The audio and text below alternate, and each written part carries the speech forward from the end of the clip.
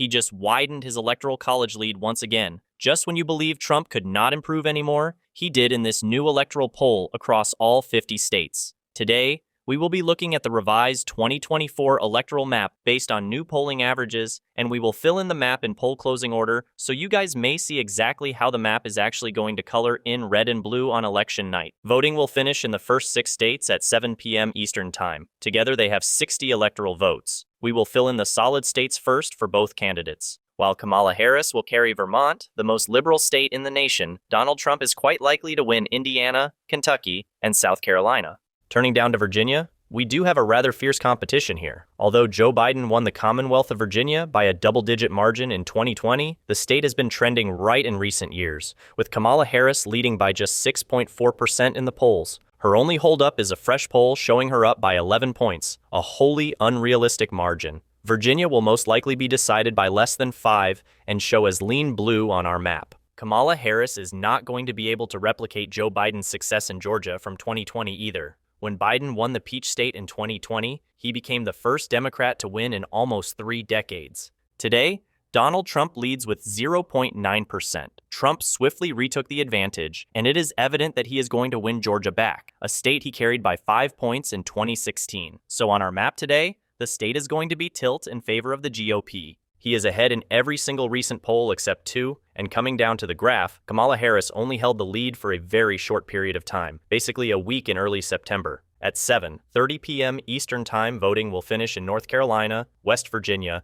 and Ohio. Naturally, West Virginia will be solid for the GOP given Joe Manchin is not seeking re-election. Republicans will also flip the Senate seat there. Republican Jim Justice will thus take his place instead. Though we have a rather more competitive race, Donald Trump leads by 7.4% now in both 2016 and 2020. The polls projected a Republican victory here by less than 1%. Every single time, Trump prevailed in Ohio by an 8% point margin or more. He is definitely going to win the Buckeye State once more. This time, Ohio will most likely be seen on our map using a double-digit margin. And then down in North Carolina, the Tar Heel State is the only swing state that voted for Trump in both of the past 2 elections. The polling average today indicates the former president ahead by exactly 1%. He leads practically in every single recent state poll. Even when Kamala Harris peaked in mid-September, she never led in North Carolina. Given his underestimation in the polls, Trump has always been ahead. Usually, this is a very strong indication that he will triumph in North Carolina 3 times. Polls suggest that it will be lean Republican. Then 30 minutes later at 8 p.m., our poll closing for the evening is the biggest. The states aggregated here have 171 electoral votes, basically 1/3 of the whole electoral college. Voting in states including Pennsylvania, New Hampshire, and Florida will finish at this hour in key races.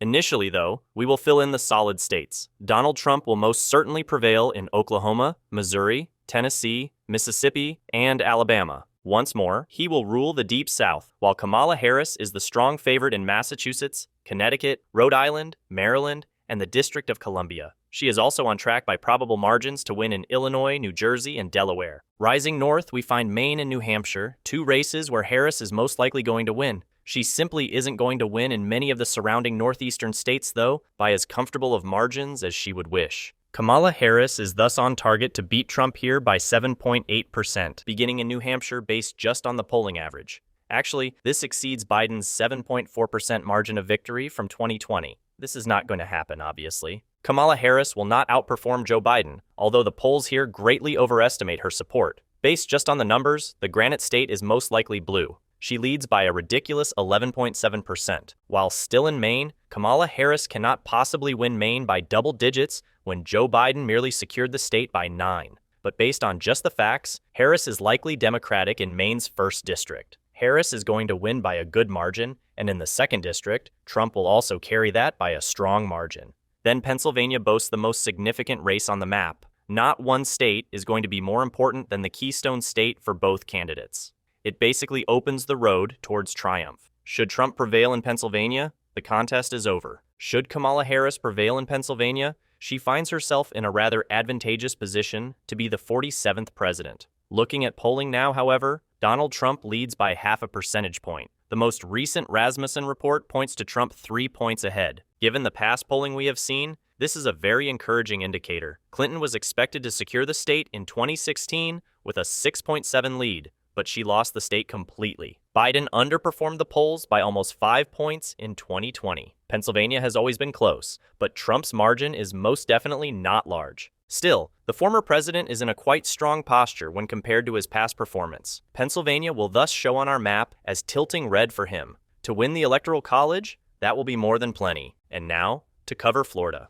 As everyone is aware, this state simply isn't that competitive anymore. Clearly, Trump is not going to have a solid state in his favor. He is nevertheless on target for a third consecutive victory. Most likely, he will carry it by a double-digit margin. The surveys have him up at 6.1%. The former president is performing rather dominantly here. According to the most recent New York Times poll, he leads by 14 points. Of course, among the most left-leaning dispelling agents available is the New York Times. Florida today is thus different from what it was 4 years ago. People believed Biden would sweep Florida in 2020. Generally speaking, that was agreed upon. Not only did he miss the Sunshine State, but he performed worse than Hillary Clinton, who merely lost Florida by 1.2. On our map, the state will be lean red today, somewhat missing out on being likely, but once all the votes are tallied, Trump most likely will win the state by 7 points or more. At 8:30 p.m. Eastern Time, voting ends in just the state of Arkansas, which is clearly going to benefit Trump. Then, quick forward another half hour at 9 p.m. Eastern Time at night, we have the second biggest poll closing tonight. States ranging from New York in the east to Arizona in the west have another third of the Electoral College up for grabs. Here, we shall first fill in the solid states. Except for its second district, Donald Trump is sure to win Louisiana, Kansas, all of Nebraska, and North Dakota, South Dakota, and Wyoming. Now we will concentrate on the Midwest, where Kamala Harris is only likely to win since she selected Tim Wills as her running mate. There are many divisive races starting in Minnesota. Here, she isn't doing very well. Even then, in the most recent contest today, Joe Biden prevailed in Minnesota by 7 points. Harris runs by just 4.7. Rasmussen Reports claims to be among the most accurate pollsters available. They show Harris leading just 3%. Though Walz is on the ballot, Minnesota truly could go right to the wire, and thus Minnesota will only show lean blue on our map. Wisconsin comes next, and this is the main change I was mentioning. At last, Donald Trump has inverted Wisconsin's polling average. Based on the two most recent polls from Rasmussen and Quinnipiac, Trump leads by 2%, and the former president formally took front stage today. He lags by 0.1%. Since right after Kamala Harris entered the contest in early August, Trump has led in Wisconsin once more. Harris's lead in Wisconsin has thus at last started to decline. Based on polls, Donald Trump is the favorite in Wisconsin. It also means that Trump is leading in every single swing state at this point. There are 7 battlegrounds total. Here we will just spend a few minutes looking at the last 3, but Kamala Harris has practically no route to the presidency, with every single key race favored to go to Trump. Enabling Michigan, Trump turned the tide here a few days ago. He leads by 0.9% today. Here, he is most definitely the preferred choice. Furthermore, bad news for Harris is that this is the most liberal of all 7 swing states. Joe Biden prevailed in Michigan by more than in any other battleground, and Hillary Clinton was en route to win by 11 points. If you consider how much polls have tended to overestimate Democrats here in 2016, she lost the entire state. Kamala Harris also led in the polling average essentially from the time she started the campaign, same as in Wisconsin. But just a few days ago, Trump reactivated the lead and is in a rather dominant position to turn Michigan,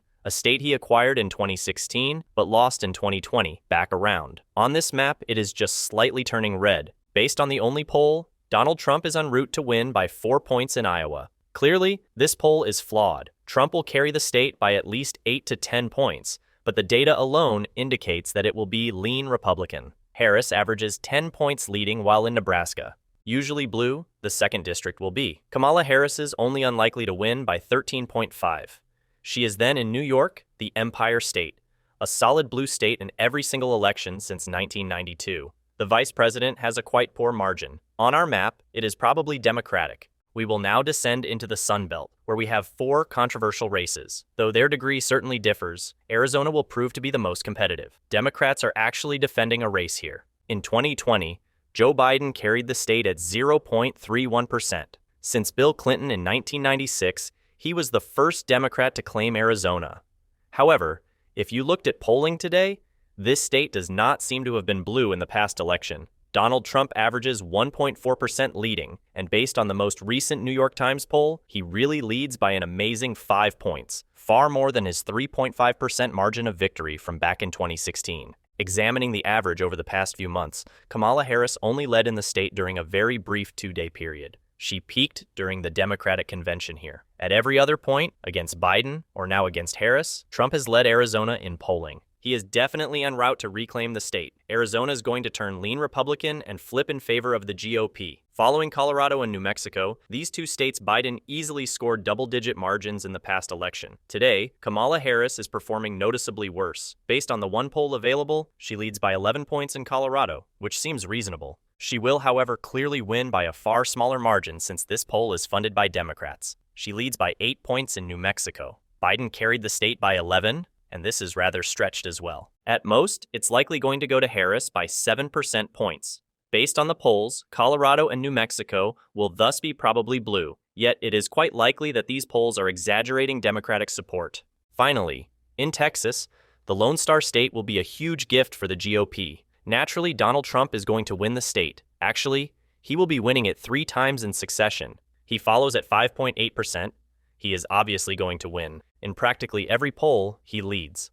Ted Cruz is working hard to keep his seat in Texas, though, and we do have a rather competitive Senate race there. He still most likely will triumph. Trump is going to prevail by a far wider margin. Polls indicate Texas will be lean blue, but ultimately, it will go to Trump by a likely margin at least. At 10 Eastern Time of the next evening, voting will finish in Montana, Utah, and Nevada. Obviously, Montana and Utah will be pure blue. Donald Trump leads in Nevada by 0.5%. This is a very competitive race indeed. Since 2004, no Republican has claimed the Silver State. Though it could go either way, Trump is definitely polling better than he has ever done when compared to both 2016 and 2020. As a Republican, in almost 2 decades, he indeed has a good chance of winning Nevada for the first time. The GOP has struggled with this over the past 20 years. Obama prevailed by 12 points in 2008, but the margin has been closing constantly since then. Nevada has been moving to the right. Back in 2022, the state chose a Republican governor. Based on the polls, Trump is en route to edge out a very small triumph today. Given the numbers, it will be tilt red. Fast forward another hour. At 11, voting Eastern Time will finish on the West Coast. While Oregon's going to be most likely blue, Idaho, of course, is going to be solid for Donald Trump. Kamala Harris is easily going to win Washington and California. Then, 1 hour later at midnight on the East Coast, voting will finish in Hawaii, clearly in Kamala Harris's favor. Then, at 1 a.m. in the morning, Donald Trump is going to win Alaska. Eastern Time in Alaska is the last state that will be called. With less than 20 days left until the election, Donald Trump leads with 312 electoral votes based on the new polling averages, his largest margin since Kamala Harris first entered the contest. Trump is in basically the best position he has ever been in. He is definitely headed to win this election.